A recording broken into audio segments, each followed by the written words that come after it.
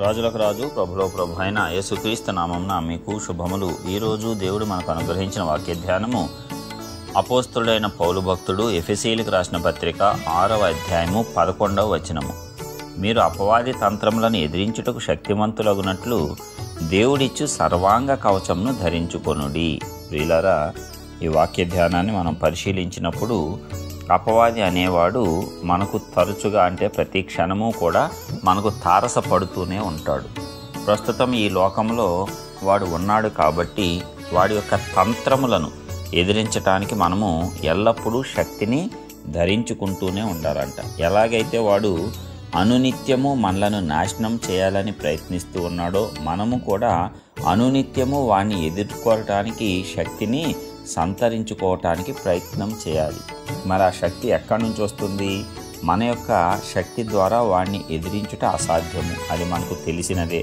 అయితే దేవుని యొక్క శక్తి మనతో నింపుకున్నప్పుడు ఆ దేవుని శక్తి ద్వారా అపవాదిని మనమందరము ఎదిరించడానికి వాడి తంత్రములను, అంటే ఏ రీతిగా వాడు నిన్ను పడగొట్టాలి అనుకుంటున్నాడో, డబ్బు ఆశ చూపించా, అధికారం ఆశ చూపించా, ఈ లోకంలో ఉన్నటువంటి శరీరాశ, నేత్రాశ, జీవపు డంబముల యొక్క ఆశను చూపించి వాడు నిన్ను లోబర్చుకొని నిన్ను జయించాలని అనేక తంత్రములు కల్పించుచూ ఉన్నాడా? అనేక మందిని వ్యక్తులను వాడు ఉపయోగిస్తూ ఉన్నాడా? దానంతటినీ కూడా మనము జయించాలి. అలాగ జయించాలి అంటే శక్తిని పొందుకోవాలి. ఆ శక్తి మనకు ఎక్కడి నుంచి వస్తుంది?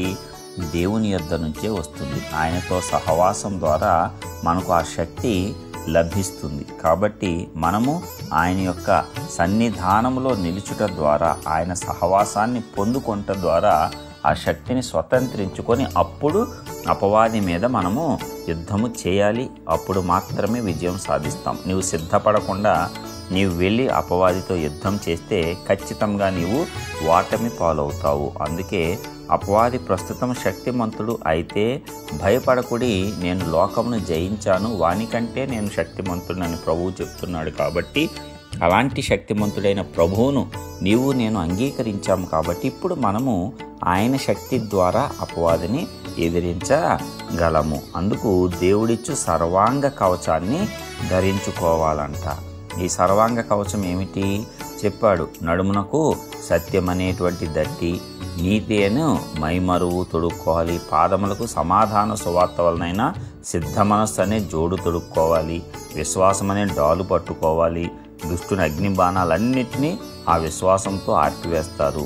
రక్షణ అనేటువంటి శిరస్త్రాణము, దేవుని వాక్యం అనేటువంటి ఆత్మ ఖడ్గము, వీటన్నిటినీ మనము ధరించుకొని, దేవుడిచ్చిన ఆయుధాలు అంటవి, వాటన్నిటినీ మనం ధరించుకొని ఆ అపవాదితో, దుష్టునితో మనము యుద్ధం చేయాలి. అప్పుడు మాత్రమే జయించగలుగుతాము. అందుకే దేవుని యొక్క శక్తి మనలో మరి సంపూర్ణమయ్యేటట్లు వీటన్నిటినీ కూడా మనము ధరించుకొని ముందుకు సాగినట్లయితే తప్పనిసరిగా అపవాది వాడి తంత్రములన్నిటి మీద మనము విజయాన్ని పొందుకోగలుగుతాము. మరి ఈ రీతిగా మనము దేవుని సన్నిధానంలో గడుపుతూ ఆయన ఇచ్చిన సర్వాంగ కవచాన్ని ధరించుకొని ఆయన యొక్క గొప్ప శక్తితో అపవాది తంత్రములు అన్నిటినీ, దుష్టుని ప్రణాళికలన్నిటినీ నాశనము చేసి విజయవంతమైన విశ్వాస వీరులుగా దేవుని నామాన్ని లోకంలో ఘనపరుద్దాము. ప్రార్థించుకుందాం. మహోన్నతుడైన గొప్ప దేవ, ప్రియ పరలోకపు తండ్రి, మీ ఘనమైన శ్రేష్టమైన నామానికి వందనాలు చెల్లిస్తున్నాం. ఇప్పటి వరకు కాపాడిన విధానం అంతటిని బట్టి వందనాలయ్యా. ఇదిగో అద్భుతమైన రీతిలో ఈ మరి ఒక నూతన దినమును మా జీవితాల్లో అనుగ్రహించుటే కాకుండా నూతన వాక్యంతో మమ్మల్ని దర్శించినందుకు నీకే స్తోత్రాలు. అవును తండ్రి, ఈ లోకంలో ప్రస్తుతం ఉన్నటువంటి ఆ యొక్క చీకటి దురాత్మ అంధకార శక్తులకు అధిపతి అయినటువంటి వాడి యొక్క బలాన్ని, వాడి అనుచర గణం యొక్క తంత్రములను మేము జయించినట్లు నీ యొద్ద ఎల్లప్పుడూ కూడా శక్తి పొందుకొని ఆ శక్తి ద్వారా నీ యొక్క సర్వాంగ కవచముల ద్వారా వాడిని ఎదిరించి జయించి నిలవబడి నీ నామాన్ని ఘనపరిచేటట్లు ఇదిగో ఈ వాక్యంలో ప్రార్థనలో పాలు పంచుకుంటున్న ప్రతి ఒక్క బిడ్డకు మీరు నూతనమైన శక్తి సామర్థ్యాలను ఈ దినము నుంచి అనుగ్రహించి ఈ దినము నుంచి ప్రతి విషయంలోనూ అపవాదిని ఎదిరించి జయించి విజయం పొంది మేమందరము కూడా నీ నామాన్ని ఘనపరిచే వారంగా ఉండేటట్లు కృప చూపించి ఆశీర్వదించవలసిందిగా మహిమ ఘనత ప్రభావాలు మీకే ఆరోపిస్తూ నజరేయుడు సర్వశక్తిమంతుడైన యేసు పరిశుద్ధ నామమున ప్రార్థించి పొందుచున్నాం ప్రియ పరలోకపు తండ్రి. ఆమేన్.